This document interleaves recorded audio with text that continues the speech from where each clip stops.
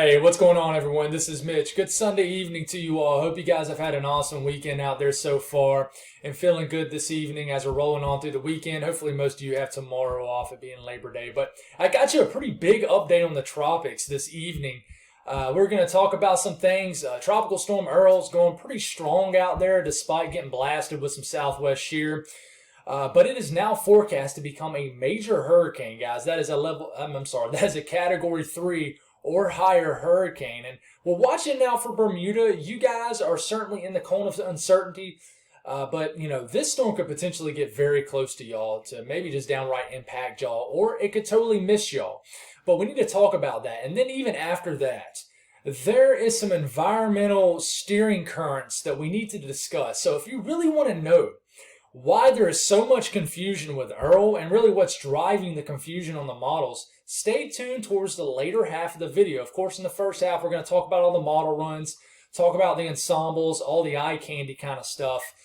But you really need to know what's strengthening this and what can cause certain scenarios, what could drive it one way or the other. That's very important. So we're going to talk about that. If you guys have not subscribed, certainly consider doing that. Like the video if you like it. It goes a long way. I really appreciate the support. As always, hit me up on Twitter, Facebook. Great way to follow along, especially when things get very active.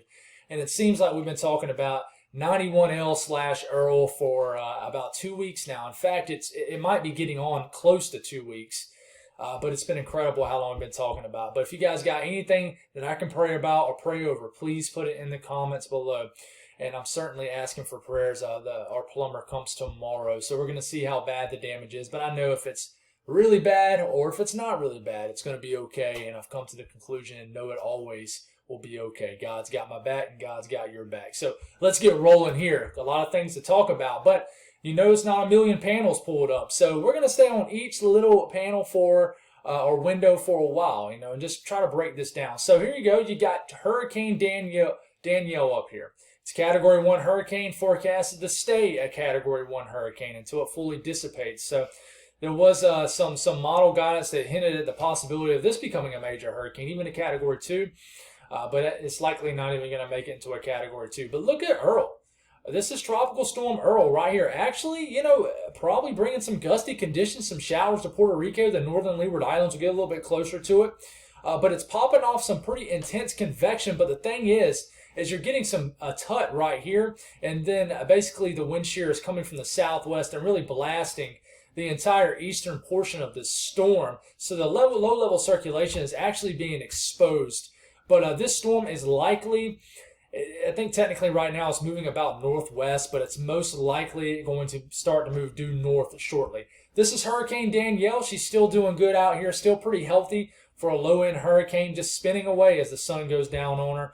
And then we'll see what she looks like tomorrow morning. But Earl, of course, Earl's not a hurricane, I think right now it's a 50-mile-per-hour tropical storm as of the 5 p.m. update. That might get upgraded. But as you can tell, you can see the little spin right here. That is the low-level circulation, everything in the low levels. And then you got the mid-level convection that's totally displaced from the low-level circulation. When you have that, you're not going to get any strengthening. In fact, you might get downright weakening. In most cases, you will. But most guidance shows that as this turns north, it's going to slowly enter a better environment. Not necessarily the best environment until it gets a little bit closer to Bermuda. But we're really watching this and trying to figure out what's going to go on. But you have some pretty intense convection ongoing. This is Puerto Rico. This is the northern Leeward Islands.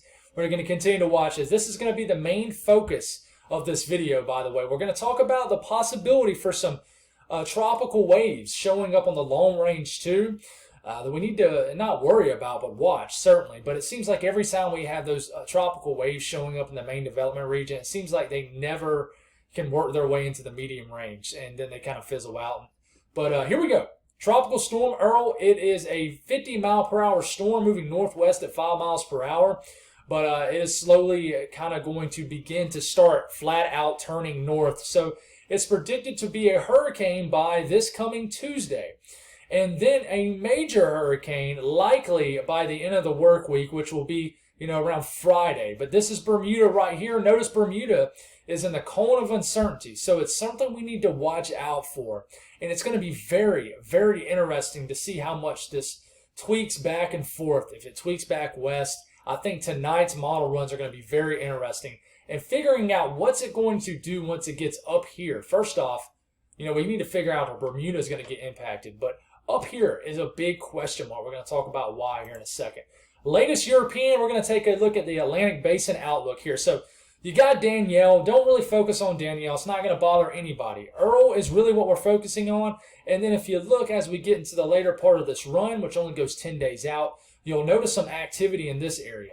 So I did not mention, but also on the National Hurricane Center update, we also have, and I'm doing this on the fly, guys, chances develop in the next 5 days. You just got this area of interest. There's a 20% chance for this to develop in the next 5 days. So I need to mention that. We'll see if this gets upgraded to an orange, which is a 40% or higher. But back to the Euro. If you're wondering what day we're at, what time frame, look at the date. Just focusing on the date, not necessarily the Zulu time. So September 5th, we're starting off right now. Moving forward, getting into Monday. We're around this time tomorrow.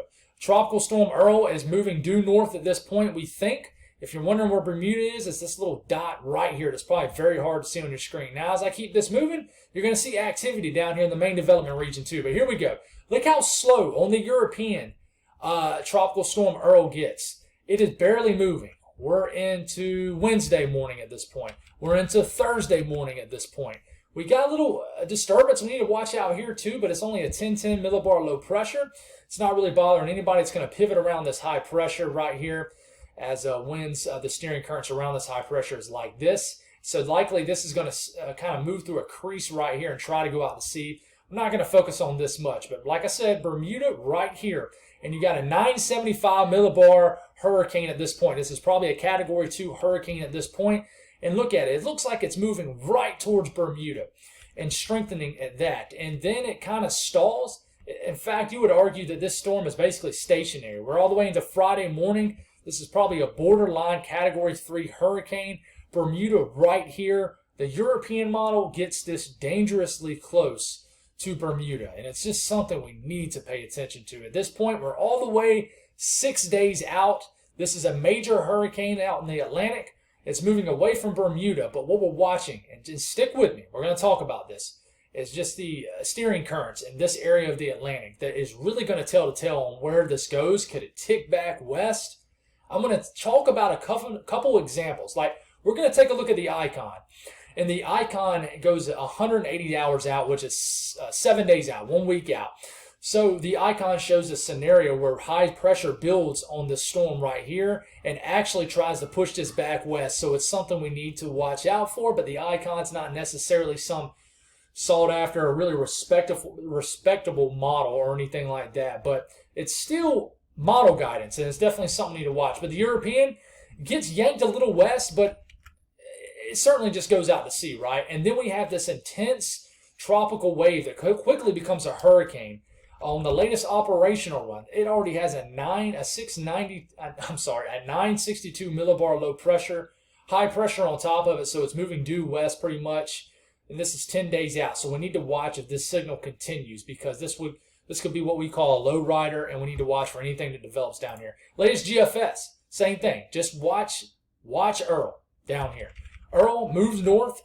Notice the GFS is much quicker. We're all the way into Wednesday morning. It's south of Bermuda. We'll go all the way to Friday morning at this point. And notice by Friday morning, it's close to Bermuda, but definitely not quite as close as the European. But the GFS has a 950 millibar low pressure. That's probably at least a Category 4 hurricane, very close to Bermuda. Now, this is for Friday morning. Look at the European for Friday morning and where it is. We go all the way back to Friday morning, and it has Hurricane Earl, well south of Bermuda, but at the same time, the GFS has Hurricane Earl Friday morning well east and already moving on out. So we keep the GFS going, and notice we're actually on the 18Z GFS, so we don't know what happens here. But if we compare Friday afternoon GFS with the Friday afternoon GFS from the last run, and you notice not much change. So the latest GFS is running, but it hasn't completely ran yet. But if we go to the 12Z GFS and what it ended up doing with Earl is it kept it moving and it headed out to sea. But notice, watch this. Watch as we get into the middle of next weekend.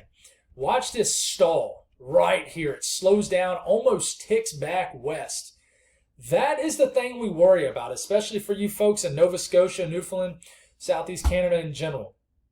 Do I think this is going to tick back west to the point where it goes all the way back into New England? I've seen some crazy things happen, but no. But you notice these H's right here, that is ridging trying to build over here. So I'm not going to get too far ahead of myself. I'll talk about that here in a second. But in general, that's a weird little stall. But then a cold front pushes it on out, and it's not a story. But you notice with the GFS, it doesn't show anything down here like the European does. So European ensembles, this really tells the tale right here.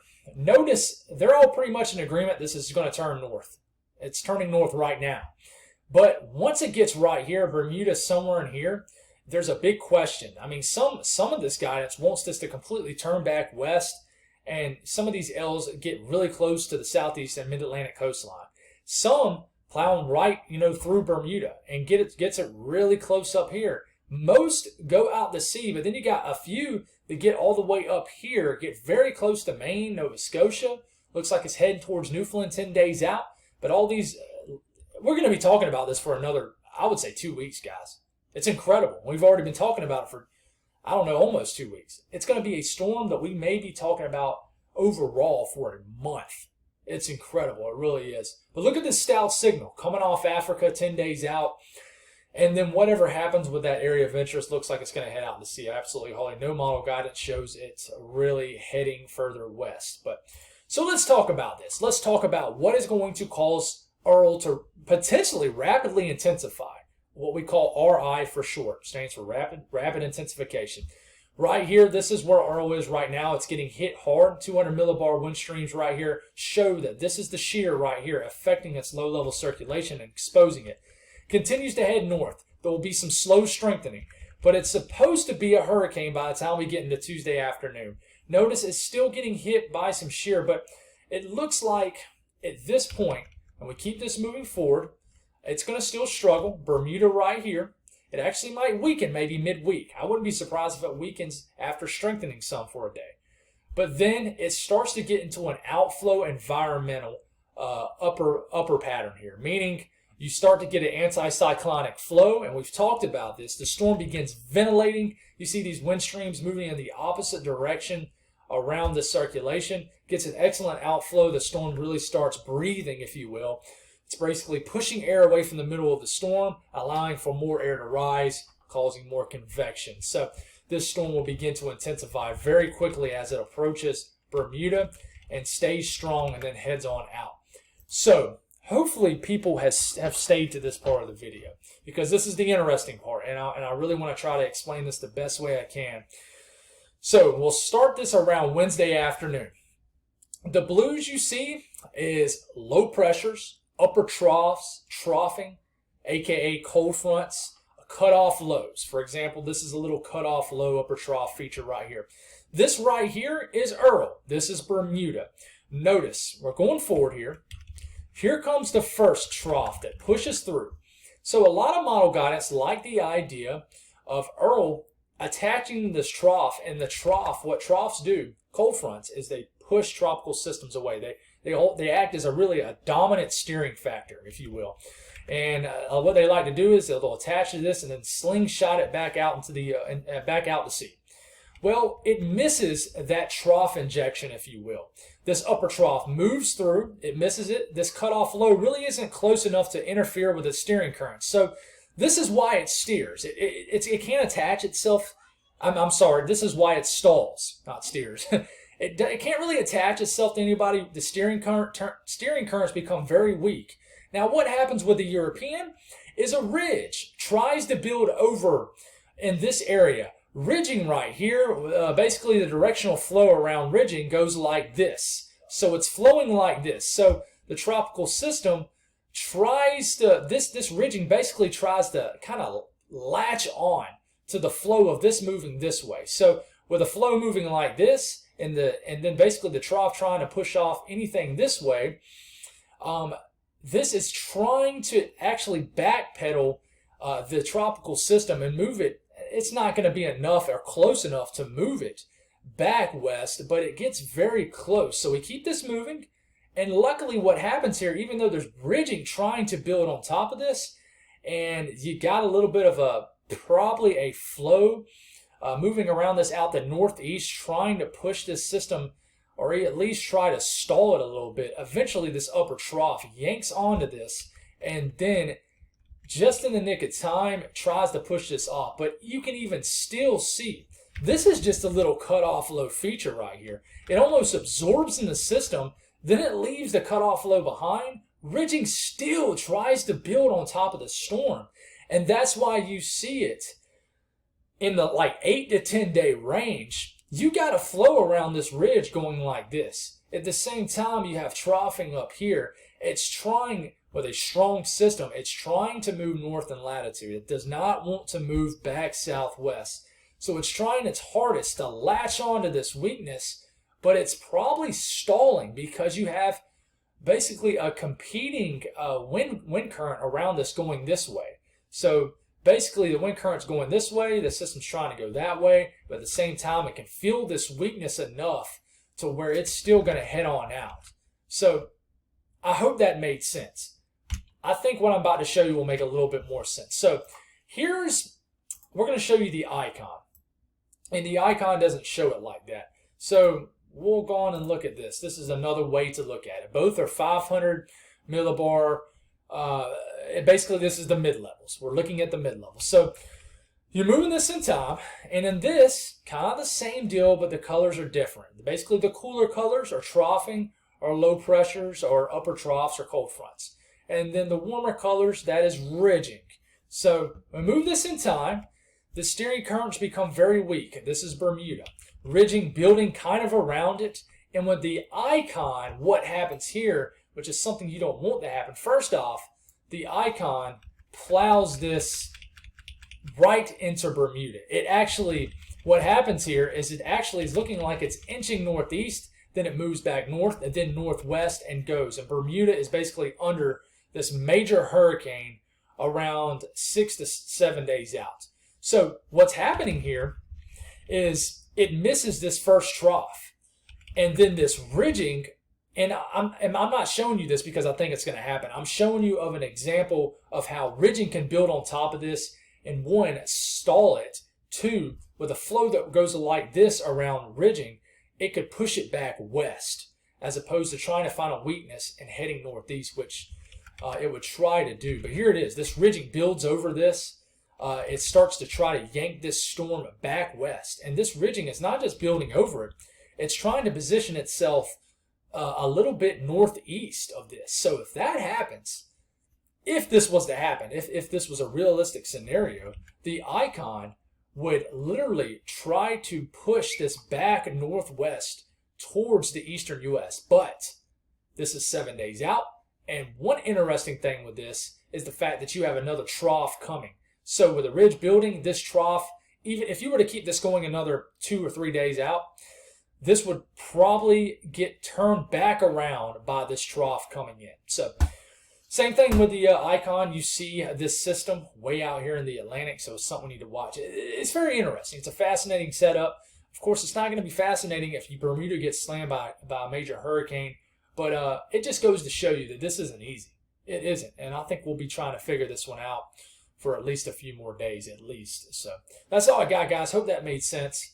Just think, ridging, when these ridging builds like this, especially when it's a strong ridging, which is in the dark red as opposed to just regular red, the wind currents around this is going like this. And in fact, you look at the vort and winds, you see the wind barbs right here. When the dual lines or triple lines like this are facing that way, that means the winds are coming from this way. So with these facing this way, that means the winds are coming out the east, and then they're going around this ridging of high pressure, then coming out the southeast, and coming out the south, and then coming out, yada, yada, yada. Basically, you got a wind flow over this ridging of high pressure, and this is trying to yank this back this way. That's just the icon. But then you got this intense upper trough feature coming down that would sling it back out. So very interesting. Competing steering currents out here is going to make trying to figure out where Earl's going to go an issue. So hope that makes sense. God bless all y'all. Having you an update in the morning. Tomorrow's going to be a big day for me, just trying to figure out what's going to happen with my plumbing issues. But I'll definitely be able to still slide a video in the morning, and I'll have you one update in the evening. So stay tuned for this. Very interesting setup, fascinating to try to figure out, and we will figure it out. God bless.